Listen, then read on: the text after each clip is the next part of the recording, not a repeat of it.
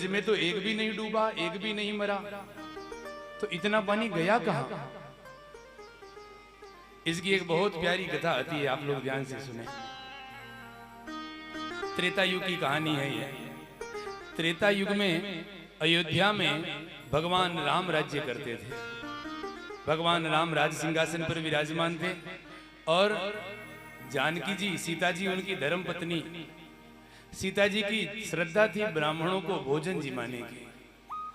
लोग ब्राह्मणों को जिमाते हैं, कोई भी शुभ काम हो 5 ब्राह्मण जिमाना, 7 ब्राह्मण जिमाना, 11 ब्राह्मण जिमाना, ब्राह्मणों को जिमाते हैं। अच्छा, ब्राह्मणों को क्यों जिमाते हैं?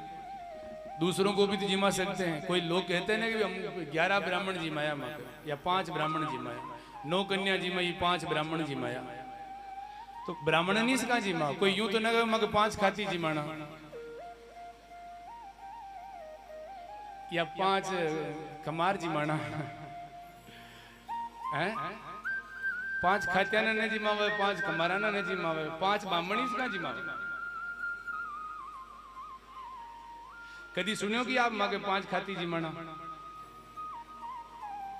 ब्राह्मण जिमाना तो सुनियो है, वो जिमाया भी हो, तो ये ब्राह्मण ही क्यों जिमाते हैं? दूसरों को क्यों नहीं जिमाते हैं? इसका कारण है क्या? देखो, ये पूरी दुनिया भगवान के शरीर से पैदा हुई है।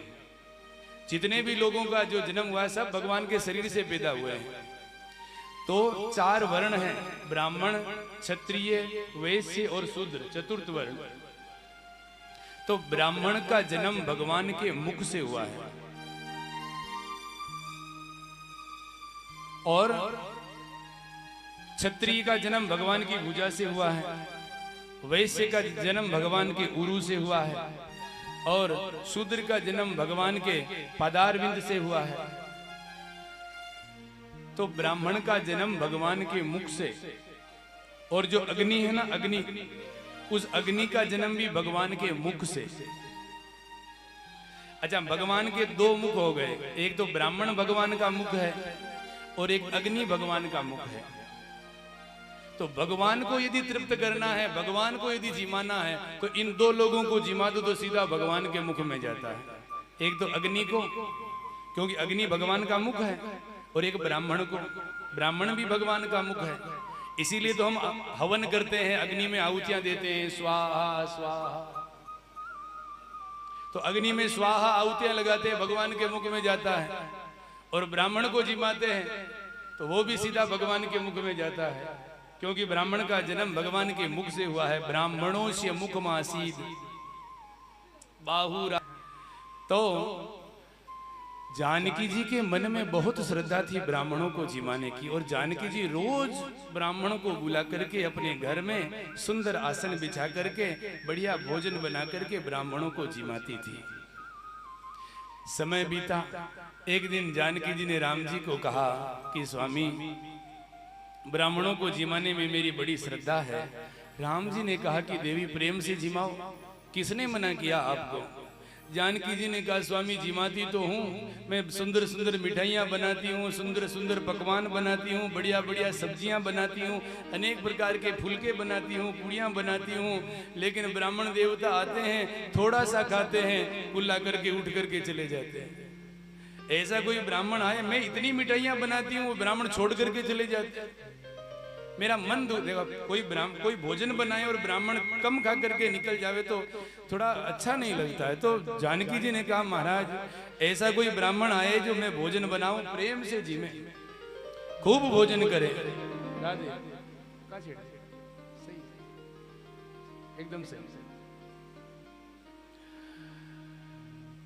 तो ब्राह्मण को जिमाना है जो पेट भर के खाए।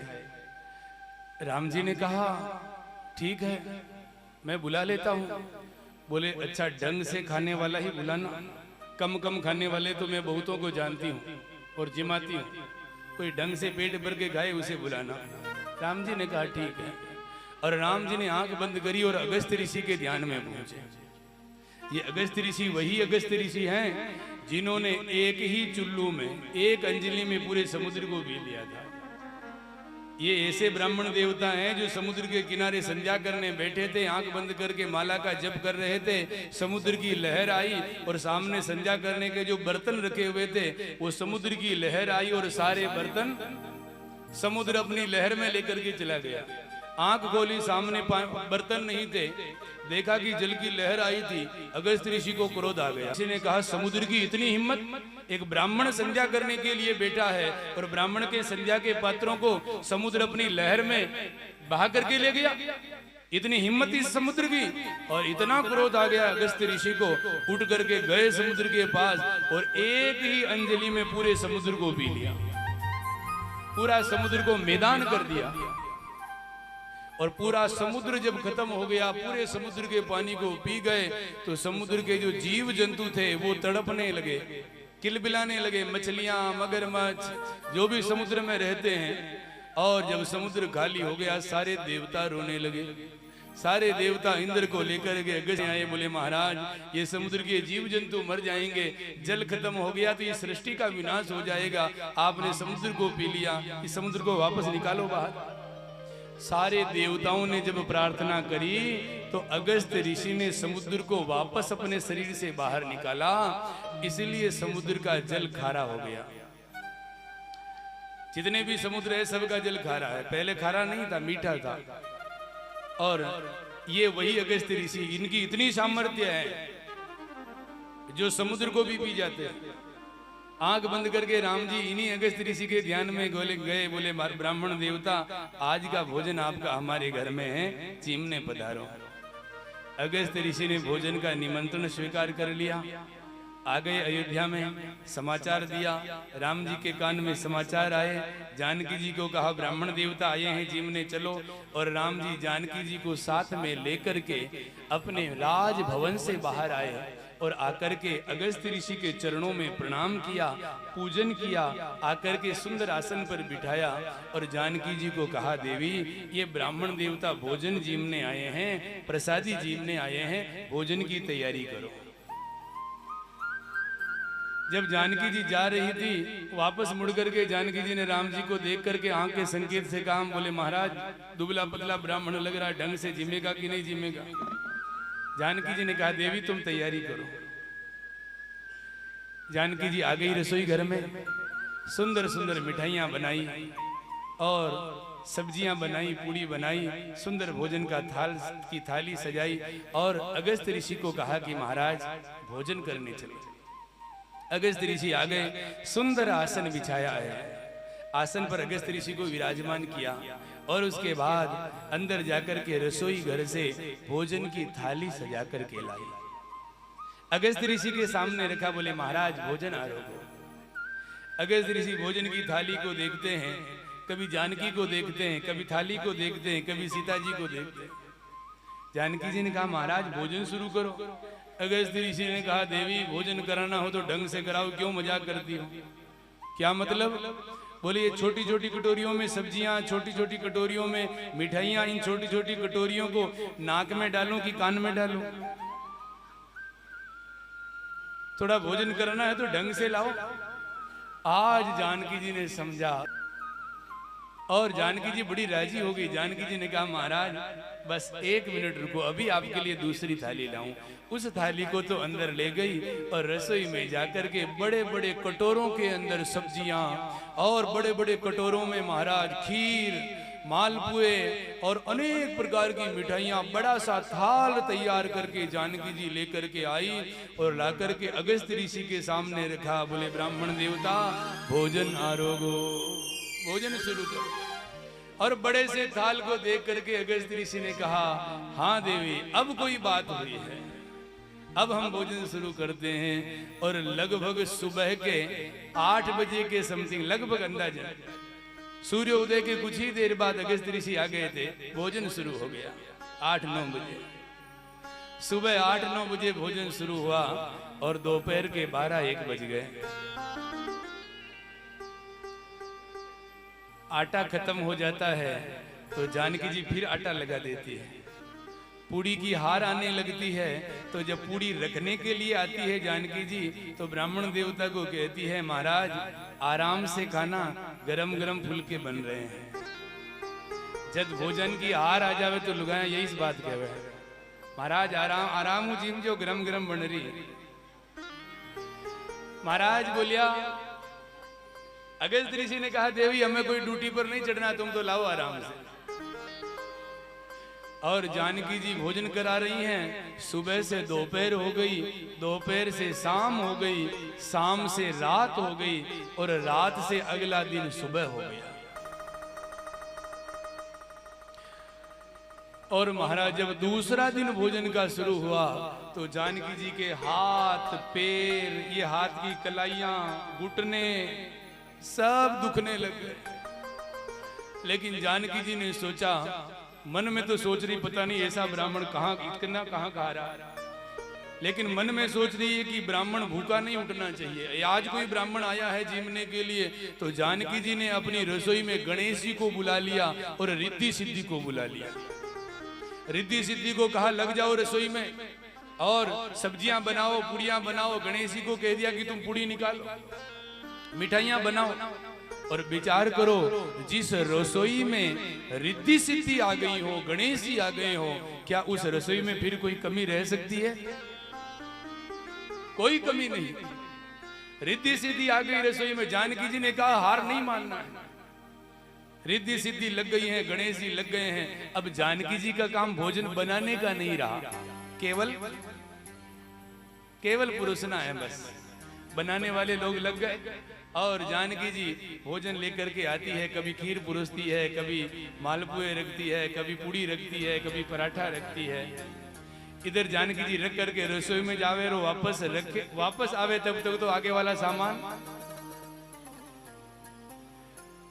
इस प्रकार भोजन करते करते 18 दिन बीत गए।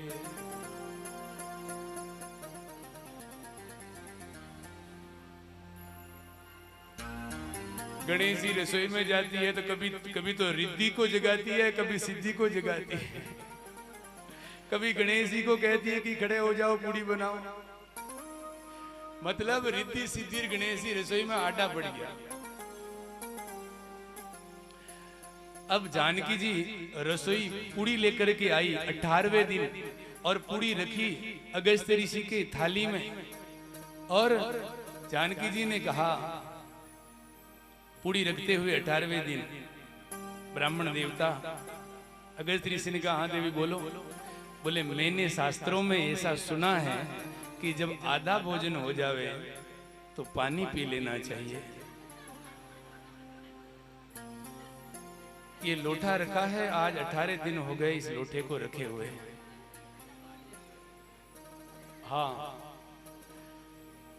आधा हो जावे तो पानी पी लेना चाहिए। तो अगस्त ऋषि ने कहा, देवी जब आधा भोजन हो जाएगा तो पानी पी लेंगे, अभी पूड़ी लेकर आओ। अब जानकी जी पूड़ी लेने रसोई में तो नहीं गई और सीधे राम जी के पास चली गई। जाकर के राम जी को जानकी जी ने कहा, जानकी जी ने राम जी को कहा, महाराज खबरदार आज के बाद ऐसे किसी ब्राह्मण को घर में जीमने के लिए लाए तो। बोली देवी तूने ही तो कहा था कि ऐसा कोई ब्राह्मण आवे जो खूब खाए। अरे बोले खूब खाए का मतलब आज 18 दिन हो गए और 18 दिन में आधा भोजन भी नहीं हुआ। ऐसे ब्राह्मण को मैं नहीं जिमा सकती, महाराज उठाओ इस ब्राह्मण को। बोले देवी जो भोजन जीमने बैठ जाता है उसको तो फिर बीच में कैसे उठाएं? बोले बीच में मत उठाओ, मैं तो उधर जा ही नहीं रही, अब बैठा रहने दो उसको। मेरी तो ब्राह्मणों को जिमाने में बड़ी श्रद्धा थी और ऐसा ब्राह्मण आया मेरी श्रद्धा की टांग तोड़ के रख दी इसने। राम जी आए और आकर के राम जी अगस्त ऋषि के सामने हाथ जोड़ करके खड़े हो गए। अगस्त ऋषि जी की तरफ देखा और अगस्त ऋषि ने राम जी से आंख के संकेत से पूछा, प्रभु भोजन चलने दें। अगस्त ऋषि राम जी ने कहा कि ब्राह्मण देवता ब्राह्मणों का पेट भरे, इतनी ताकत हमारे में। तब महाराज अगस्त ऋषि ने कहा जानकी को, देवी बस हमारा भोजन पूर्ण हो गया है, अब पानी लेकर आओ। जैसे ही पानी मांगा है तो जानकी जी रसोई में जाने लगी पानी लेने के लिए, लेकिन जाते जाते ही रुक गई। क्यों?